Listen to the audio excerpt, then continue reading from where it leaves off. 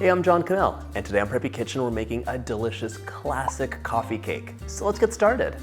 First off, let's make the cinnamon filling, starting off with 2/3 of a cup of light brown sugar, and that is 147 grams. This mixes in a small bowl, and it is very easy.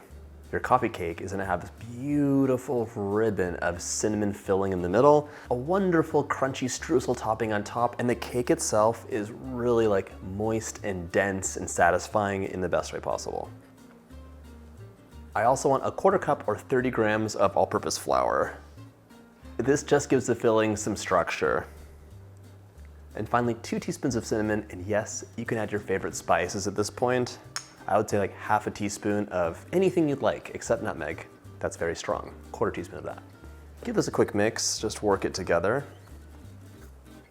All right, once that's mixed up, set it aside, and we're on to our next step, which is the streusel topping. And at this point, I should tell you, because this is a really common misconception with people outside of the US, there is no coffee in coffee cake. It is a coffee-free cake. It's called coffee cake because it's the perfect accompaniment to a cup of coffee. You enjoy the cake with coffee, and it's amazing. The streusel topping has similar ingredients, but different proportions, and we're adding butter. In a medium bowl, I'm adding 90 grams or 3/4 of a cup of all-purpose flour. Streusel toppings are like one of the easiest ways to make a cake or muffin so delicious. It adds a lovely, sweet, crunchy moment on top that pairs really well with a pillowy, soft cake. 1/2 cup of light brown sugar, 110 grams. 2 teaspoons of ground cinnamon. For contrast, a 1/4 teaspoon of salt. This makes a big difference. If you don't add salt to your baked goods, you're just tasting sweet notes, and that makes it really flat. The salt adds a depth and lets you taste the flavors. It would be like if you're blanching asparagus in plain water instead of heavily salted water. The salt lets you taste the asparagus. My scale is done. I'm gonna give this a quick mix with my fork. Any lumps of brown sugar get broken up right now, and you're just distributing all those lovely flavors. If you love delicious things, but you haven't subscribed to the channel, hit that sub button. There's 2 new recipes every single week, and always something delicious on the horizon. This is some crumbly nonsense. It becomes a beautiful crumble once you add 6 tablespoons of cold butter. And when you make a crumble, there's 2 ways to do it. You could use cold butter or melted butter. They're both gonna work out in the end, and it's really up to you. I'm just whittling away at the butter right now into smaller pieces, and then we're gonna break it up. If you're using melted butter, just drizzle it in, mix it up, and set it aside. Then you come back and crumble it. Now just use your clean fingers and work this together. It's the same as if you were making pie dough. You want a crumbly mixture of butter that's been worked into this flour and sugar situation. And in the end, it'll resemble wet sand. I should tell you, I love coffee cake, but I love coffee cake when I make it. It's so disappointing to buy it because it's never fresh, and it just isn't like, it's not gonna have that wonderful, moist, melt in your mouth characteristic that I love. And the crumble's not gonna be as crunchy because it's been sitting out. It's disappointing. This, however, is a great recipe. In the end, we're gonna finish it off with an optional glaze, but if you don't want that, it's just up to you. Like, you do what you want. If you're like, I love this coffee cake, but the cinnamon ribbon is not for me, just skip it. It'll be delicious. It's not necessary. Here we go. So all the butter has been worked in. You can see it does look like a wet, sandy mixture, right down to the color. And if you want to have larger crumbles, you squeeze it together like that, and you break it off into larger pieces. This looks fantastic, so I'm gonna wash my hands, and it's on to the batter. Once you've made your cinnamon filling and streusel, it's time to preheat your oven to 350 so it's nice and hot. And now, in a separate medium bowl, we're adding 1.5 cups or 210 grams of all-purpose flour. If you're baking at home and you're a little bit unsure of like what could go wrong, this is the main thing. People just add too much flour because they get a measuring cup and they scoop and level, and that packs the flour in. If you're using measuring cups instead of a scale, fluff it up in the canister and then sprinkle it in like a gentle rain and level it off. That way there'll be about 120 grams per cup. Now for contrast in the cake itself, 3/4 of a teaspoon of salt, and to puff things up, 2 teaspoons of baking powder. And 2. My scale's done. Grab a whisk and just mix this up. Now, either grab your hand mixer or a stand mixer fitted with a paddle attachment. This gets set aside. Into the bowl of my stand mixer, I'm adding 10 tablespoons or 142 grams. That is 1 stick plus 2 tablespoons. I'm making this on a cold day, so this has been brought to room temperature several times, but it keeps cooling down. So I'm gonna cream the butter for a minute just to get it started and really make sure there's no lumps.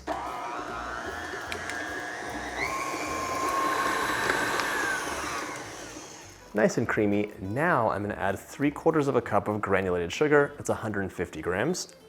When you add sugar to a cake, yes, it's making the cake sweeter, but it is also softening the cake. A lot of people ask, oh, can I reduce the sugar? And the answer, of course, is always yes. Go ahead, it's your cake. But just know that the side effect of it, besides having less sugar and being less sweet, is your cake will be a little firmer and breadier as you decrease.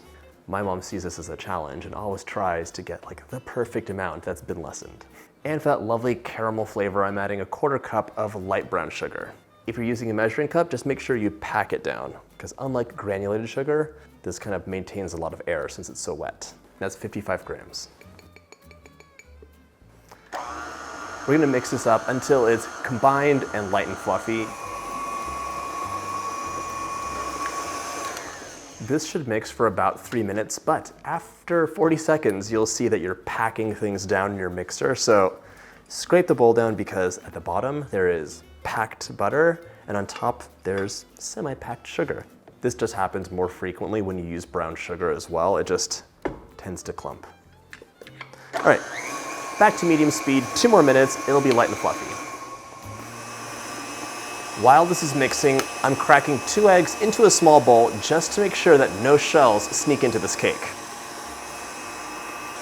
This looks nice and fluffy. My eggs are ready, so let's add the eggs in one at a time and really scrape the bowl down, let them mix so the mixture kind of stays together and doesn't break. Did you hear the mixer? It's doing less work now because of the eggs, and the sound is totally different. First scrape down. It's totally ridiculous. There's like a soup of eggs with a little bit of butter mixed in on the top, and the bottom is much thicker. We need this to be a wonderful, homogeneous mixture, all the same throughout. Anyway, back to mixing. Let the first egg incorporate before we add the second one in. All right, egg number 2. Okay, 1 more scrape down. And the mixture looks a little curdled, but considering all the water we added in from the egg, that's just fine. Now for our secret ingredient. It's 2/3 of a cup of sour cream. This is room temperature sour cream. It should not be cold. This does a couple things. 1, the texture is gonna be a little bit denser in a really creamy, wonderful way. 2, a little tang. It's gonna be a nice counterpoint to the sugar we've added in. And 3, it's an acid, so that will give you a tender crumb. Whenever you add an acid like sour cream or lemon juice into a cake in reasonable amounts, you'll get a crumb that's really melt in your mouth. It prevents the protein from combining. Mix this in until it's nice and smooth. I'm also gonna add 2 teaspoons of vanilla for flavor. Now let's combine the dry and the wet together on the lowest speed and mix it until it's almost combined. I still want to see streaks of flour when I stop. 1, 1,000, 2, 1,000, stop. Okay. So this is like a shaggy mixture. There's streaks of flour, there's bits of butter on the bottom, but we're gonna finish this off by hand. And that is really the key to getting a wonderful batter. You control how much you mix things, because over mixing, just like adding too much flour, is a horrible thing for cakes. Overmixing changes the texture of it, and it can lead to like a denser, gummy cake that just does not taste great or feel nice on your palate. Use your spatula and just bring this together, scrape the bowl down, and mix until the flour just disappears. Yeah, look at that bottom. Oh, that pooled up wet stuff. We don't want that. Just work it together with your spatula until it's just combined. Just a little mixing is all you needed. Our mixer is done and we're ready to assemble. I have an 8x8" pan here and I lined it in parchment paper. You could butter and flour yours if you wanted, but the parchment paper lets the whole thing come out so easily, and it makes cleanup nice too. We're basically making a delicious cake sandwich, starting with half of the cake batter. So you can weigh it out or eyeball it. I'm eyeballing it today. And use a small offset spatula just to spread everything out. I have a slightly different coffee cake recipe in my book, and when I was testing it, I was like so in the zone of trying to get the perfect line that wasn't wavy of the cinnamon filling. But I let it go. It's delicious any way you cut it. And the only thing you want to make sure is that you have enough batter left over to cover up your cinnamon. Even if you don't, it's still going to be delicious. And no one's going to be able to tell until you cut into it. Get all those corners covered and do your best to level it out. Now we're going to sprinkle the cinnamon filling all over the top. Give it a shimmy just to distribute things evenly. And use your clean hands as well. The only tricky part of this recipe is getting this top layer on because things will shift around over this sandy filling.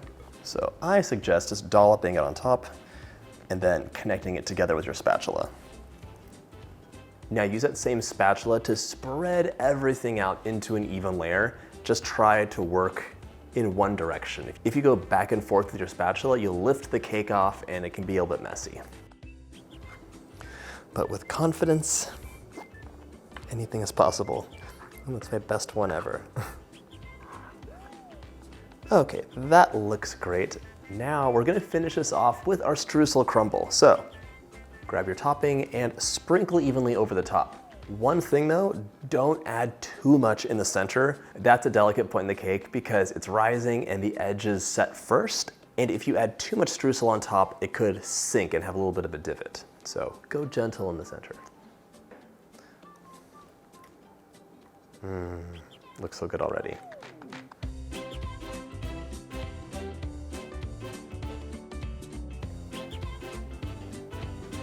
My coffee cake's ready to go into the oven, 350 for about 55 minutes. It might be a little bit less or a little bit more depending on your oven, but the test is when a skewer inserted in the center comes out clean. In the meantime, we're gonna make our vanilla glaze. My cake's out of the oven and cooling, and now for the drizzle. So here's the deal. 1 cup of powdered sugar, or none. You don't have to make the drizzle, it's totally up to you. Half a teaspoon of vanilla, and up to 2 tablespoons of milk. I'm gonna add in like 1 tablespoon to give it a start. My scale is done. Whisk this up. This drizzle is literally icing on the cake.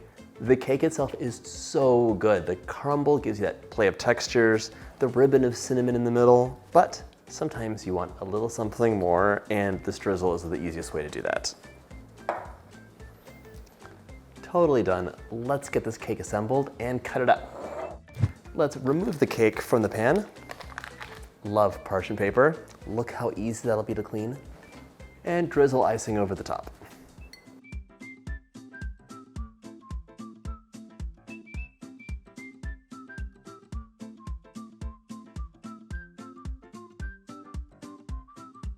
Give it a cut and you're ready to enjoy.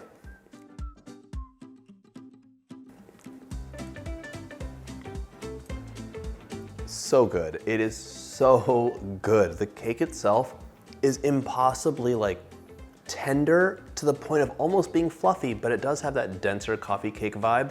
And the top is so crumbly and crunchy, full of cinnamon, with the cinnamon in the middle and the glaze on top. It's just plain delicious. I hope you get a chance to make this recipe, and if you like this video, check out my Easy Cake playlist.